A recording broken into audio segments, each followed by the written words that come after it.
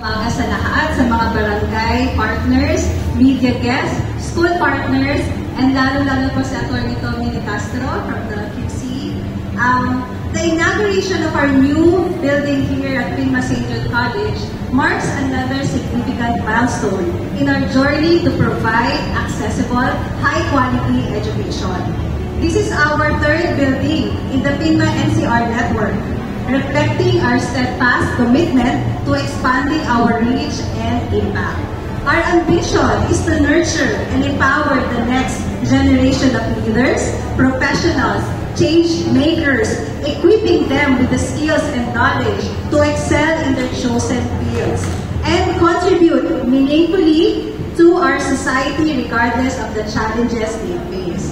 As part of the Pinma Education Network, the largest higher education network in Southeast Asia, we bring the strength of our network in academic and student support. Our collective achievements across the Pinma network underscore our capability and commitment to driving educational excellence, ensuring that our students are well equipped to thrive in an ever-changing world. Once again, Pinma SJC is now officially on our Aurora Boulevard, and we are honored to share this special moment with our esteemed guest from District 3 of Quezon City, Atty. Tommy De Castro. Kindly approach the stage. Thank you so much.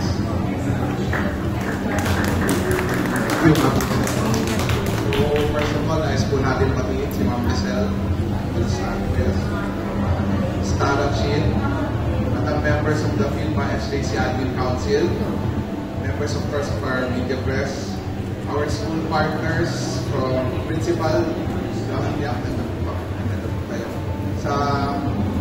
from our other school partners, Justice Cecilia Munoz Palma, Quezon City High School and Cap Emilio Aguinaldo High School, and of course yung mga kapit-barangay po natin, unahin natin yung nakakasakot sa atin, si Cap Gina Monasterio, po, Del Consejo.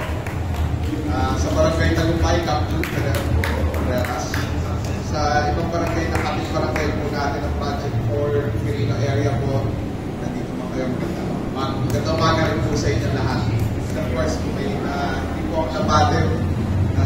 Magandang umaga po sa inyo lahat. And to everyone po, good morning. On behalf of Mayor Joy Belmonte and the Quezon City Local Government, we congratulate St. Jude Colleges for this momentous event. Education is not merely the imparting of knowledge, it is the key that unlocks countless opportunities and builds bridges to a brighter future. Ensuring high-quality education is one of the items in Mayor Joy Belmonte's 14-point executive agenda.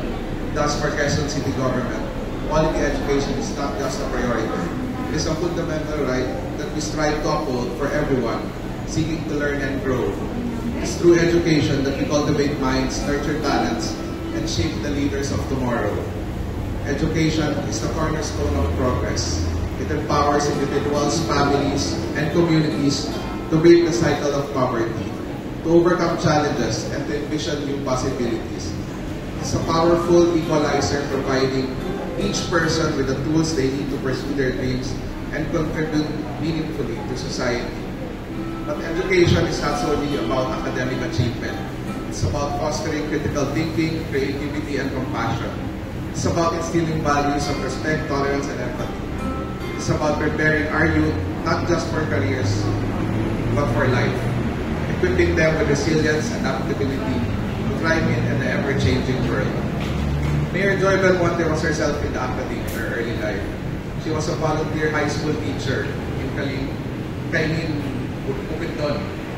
This is where she saw the sad reality of life in the Philippines, most especially in the flawed socio-economic and political structures in our society that were designed to concentrate power, status, and wealth in the hands of a few, and make it impossible for those born in uncomfortable circumstances to rise above those conditions. It is therefore the goal of Mayor Joy Belmonte's administration to raise the standard of living of every true citizen by providing them with a more dignified life by providing quality education. Education is a shared responsibility. It requires the commitment and collaboration of parents, teachers, policymakers, and all stakeholders. Together with St. Jude and other private partners, we can create an environment where every child has access to quality education regardless of their background or circumstances. Let us reaffirm our commitment today to prioritize education as a cornerstone of Quezon City's prosperity and progress. Let's work together to build a future where every individual has the opportunity to reach their full potential, where knowledge is cherished, and where learning knows no bounds. So again, congratulations po sa third po sa NCR. And we hope to have more partnerships, as I was talking earlier.